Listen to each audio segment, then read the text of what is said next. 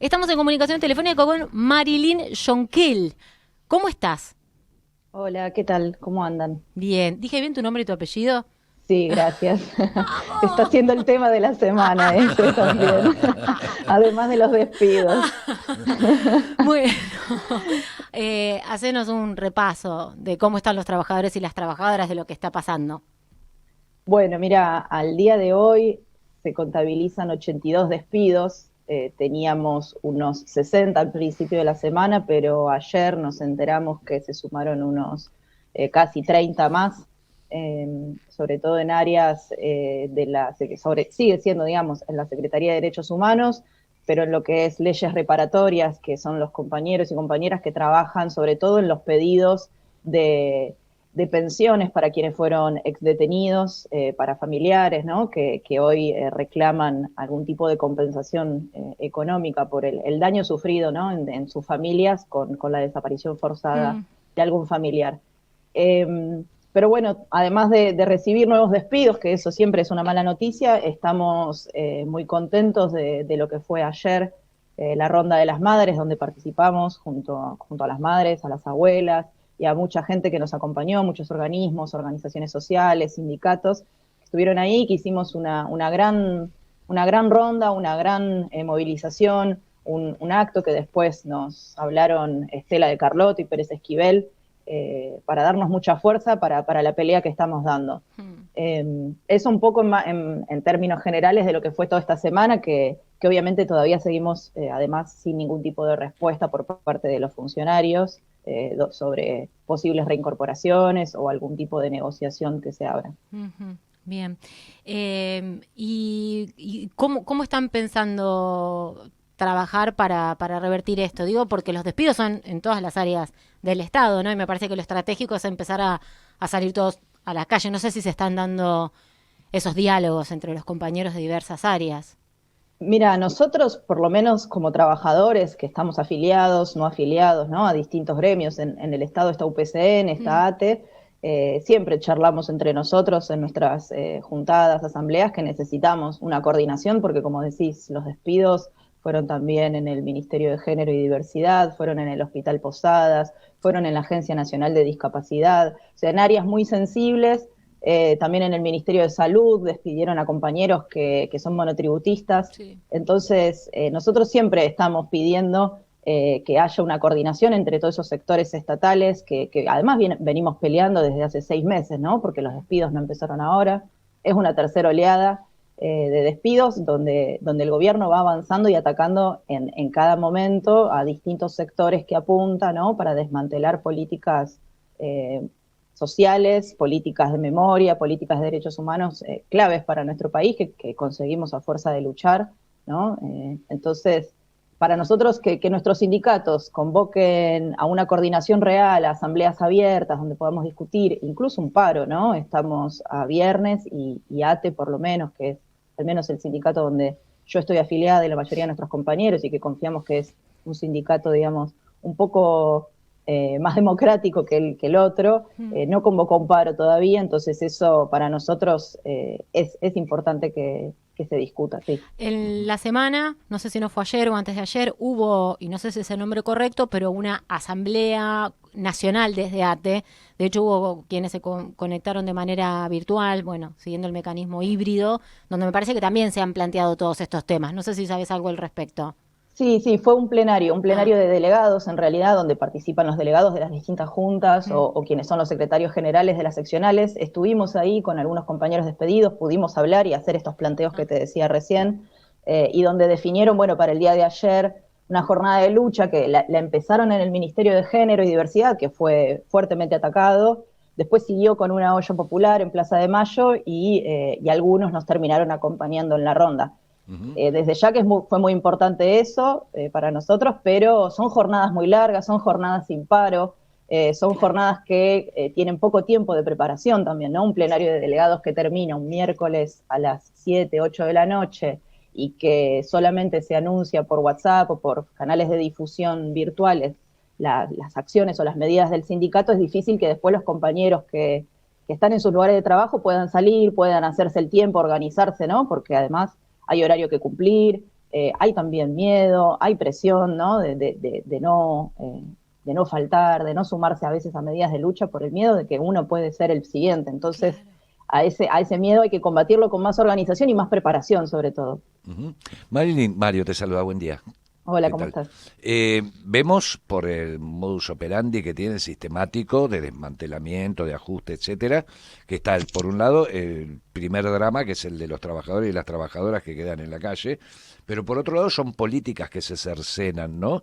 No sé, cuando deciden no entregar medicamentos a los enfermos oncológicos, cuando se decide lo que mencionaba recién, el desmantelamiento del Ministerio de la Mujer, afecta además a una población y a unas políticas que se venían llevando. En este caso, ¿a qué afecta en lo concreto con esta reducción y con estos ajustes tratándose de estos organismos? Bueno, mira, nosotros en particular, yo trabajo en este espacio para la memoria Olimpo, que fue un centro clandestino. En la Secretaría de Derechos Humanos, además, se trabaja mucho, ¿no?, con lo que fueron los crímenes de la última dictadura, para investigar, para buscar verdad, para poder actuar en la justicia. Entonces, por ejemplo, nosotros que somos de sitios de memoria, trabajamos con compañeros que son arqueólogos y conservadores y que protegen patrimonio histórico, que protegen lugares que son prueba judicial de estos crímenes, y por ejemplo, en algunos de estos espacios para la memoria despidieron a absolutamente todo el equipo de arqueología y conservación. Entonces son lugares que tienen muchos años, que están deteriorados con el tiempo, porque además venimos hace mucho tiempo sin presupuesto. Entonces, en ese sentido, afecta a la población en un sentido, si quieren, más simbólico, ¿no?, de destruir lugares que fueron donde se produjeron las torturas, ¿no?, donde nacieron bebés en cautiverio, y que seguimos buscando, que ayer Estela de Carlotto nombraba, esos crímenes que se siguen cometiendo y perpetrando. También desmantelaron áreas de educación, ¿no? Nosotros recibimos a miles de estudiantes por año, y donde junto con el compromiso de docentes de escuelas primarias, secundarias, universidades, tratamos que las nuevas generaciones conozcan este pedazo de historia, que es muy importante porque, como siempre decimos, ese pasado está muy presente para nosotros, porque la dictadura cívico-militar nos arrebató a una generación de luchadores, de jóvenes comprometidos, pero también impulsó proyectos económicos neoliberales que seguimos sufriendo y padeciendo, y que estas generaciones puedan comprender por qué viven en un sistema económico y en un modelo de país como el argentino, ¿no?, donde tenemos una deuda, donde tenemos distintas, no sé, el saqueo a nuestros bienes naturales, todas estas cosas que se fueron instalando durante la dictadura, leyes que todavía siguen de la dictadura. Bueno, que estas generaciones puedan conocerlo, bueno, al desmantelar los programas, las áreas educativas de los espacios, deja a estas nuevas generaciones sin poder conocer lo sucedido. Entonces, bueno, y así te puedo seguir nombrando, porque las tareas que hacemos en estos lugares, que quizás a veces está más invisibilizada, o se conoce si es que hay en el barrio o en el territorio algún lugar que fue centro clandestino y que está recuperado, que no son muchos, porque hubo más de 800 centros clandestinos en Argentina, pero solamente están recuperados unos pocos, gracias a la pelea que además dieron esos territorios para eso. Entonces, desmantelar estos lugares, dejarlos casi vacíos, ¿no?, sin trabajadores, hace que esto no se conozca, que esto se pierda, e incluso hay otra cosa más perversa, que es estos lugares son donde los compañeros sobrevivientes y familiares se encuentran en un lugar donde poder venir quizás a veces a depositar una flor, a quizás a venir y recorrer y pasear con sus hijos, ¿no?, venir y dar a conocer a sus familiares el lugar donde fue visto por última vez aquel familiar, su madre, su padre,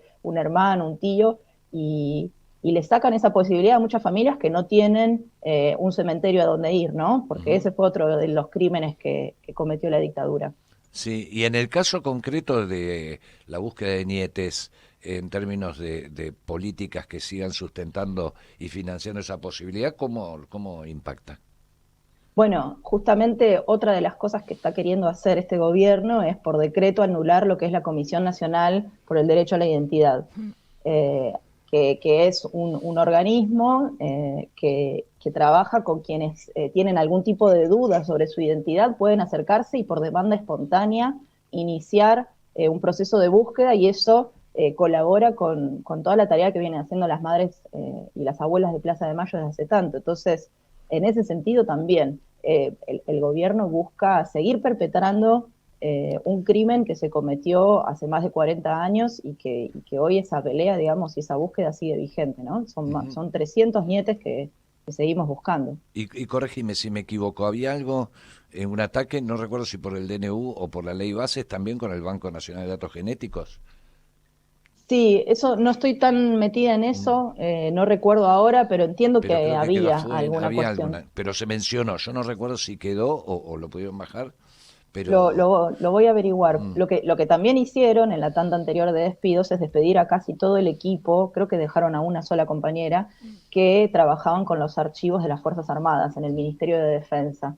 Y eso ahora quedó a cargo de las Fuerzas Armadas, por ejemplo. fabuloso, pusieron al lobo Entonces, a cuidar las ovejas. eh, claro, y era gente que trabajaba en el archivo aportando a la justicia, justamente. Bueno, ahora queda en manos de los propios perpetradores de estos crímenes, ¿no? Vos sabés que Está cercano... Villarruel como Claro, vicepresidenta, claro, así no nos que Sí, olvidemos de es eso. Petri, es Bullrich, obvio, Claro, claro, pero sí, sí. fundamentalmente, Marilyn, eh, son los mismos grupos económicos que hicieron desaparecer y esa masacre los que están ahora en el claro, poder. claro. Y siento como que tenemos un déficit de este lado de no haberlos visibilizado tanto como a los milicos, porque de alguna manera fueron los autores ideológicos y al no enjuiciarlos como a los militares, volvieron. Sí. Nunca se Por fueron. suerte tuvimos alguna, Claro, ¿cómo, perdón? Nunca se nunca se fueron. fueron. Nunca se fueron. Bueno, esas son las cosas que les decía recién, ¿no? Esta cosa donde desde estos espacios llamamos a una reflexión donde traer ese pasado a nuestro presente para comprender. Nosotros tenemos acá en el Olimpo un mapa que señaliza a los centros clandestinos y siempre con los estudiantes les mostramos ese mapa y les mostramos cómo, por ejemplo, en Jujuy hay una gran concentración de centros clandestinos y ahí les podemos explicar lo que fue Ledesma. Les mostramos que hay una gran concentración de centros clandestinos en todo lo que fue la zona norte de la provincia de Buenos Aires o todo el litoral, y les mostramos que las fábricas, Mercedes-Benz, las Formes, Ford, claro. exactamente. Entonces, ¿cómo fue un plan sistemático para eliminar a un movimiento obrero organizado, para eliminar a las comisiones internas, para meterse en el corazón de ese movimiento obrero que se estaba organizando, que había logrado, por ejemplo, derrotar un plan, digamos, económico como el Rodrigazo, derrotarlo, sino marcarle un límite y hacer que tuviera que renunciar el ministro de Economía de ese momento. Ujú. Pero bueno, sí, esos mismos empresarios no se fueron y hoy encontraron un nuevo gobierno que está dispuesto de alguna manera a borrar estos lugares a través de los despidos, de decretos que intentan eliminar organismos para avanzar con estas políticas y profundizarlas. Ujú. Pero intuyo que construimos un contrato social con los derechos humanos, como con la educación, como con la salud pública, en mucho menos tiempo quizá. ¿Cómo percibís la sociedad? Porque el Olimpo tiene una inserción barrial, territorial, además de la proyección nacional que tiene. ¿Cómo sentís así in pectore, digo, ¿no? A los vecinos, a la gente de la zona, a quienes se acercaban? ¿Está impactando eso en ese sentimiento, en ese contrato? Sí, sí, mucho. Nosotros el viernes pasado, hace una semana que nos enteramos de estos despidos y automáticamente empezamos a activar todas nuestras redes, toda la gente que conocemos y en menos de 2 días conseguimos más de 10.000 firmas de apoyo y adhesión.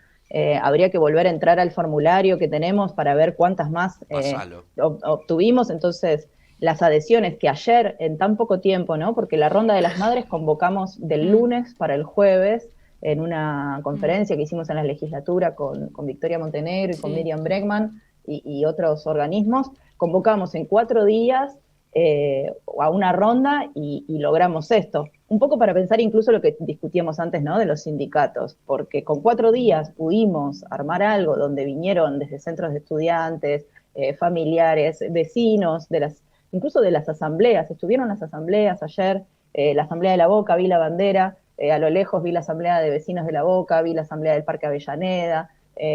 Bueno, entonces hay una muy buena respuesta porque a veces nos parece que Milei, arrasó en las elecciones, más de la mitad de la población lo votó, pero del otro lado hay otra parte de la población que no lo votó y que esa población está dispuesta a pelear y a seguir sosteniendo esas banderas. Entonces, desde ahí apoyarnos, agarrar esa fuerza, convocarnos, organizarnos, pensar.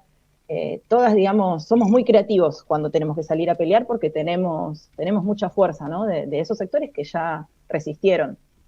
La dictadura, los 90, el 2001, entonces de ahí me parece que hay mucha fuerza y, bueno, y los docentes y las docentes también, mandándonos mensajes, sacándose fotos con sus estudiantes, eso es muy importante. Bien, bueno, Marilyn, te mandamos un abrazo fuerte, gracias por el rato para contar en qué andan y bueno, lo vamos a poder revertir entre todos, entre todas, en las calles, de manera organizada, porque además ya sabemos lo que viene a ser Milei, ahora tenemos a Sturzenegger que viene por a, más. sí, que viene por Sí, más en relación al Estado y bueno, nosotros sabemos que con un Estado robusto vamos a poder aplicar las políticas públicas para tener una mejor calidad de vida todos y todas, pero bueno, justamente lo que viene a hacer es todo lo contrario, así que estamos en una situación compleja. Va un abrazo fuerte, no sé, ¿querías agregar algo más? no, no, agradecerles el espacio y bueno, eso, con la fuerza de los trabajadores y las trabajadoras vamos a dar batalla. Así que gracias por el espacio y nos encontramos en las calles. Sí, dale, gracias a vos.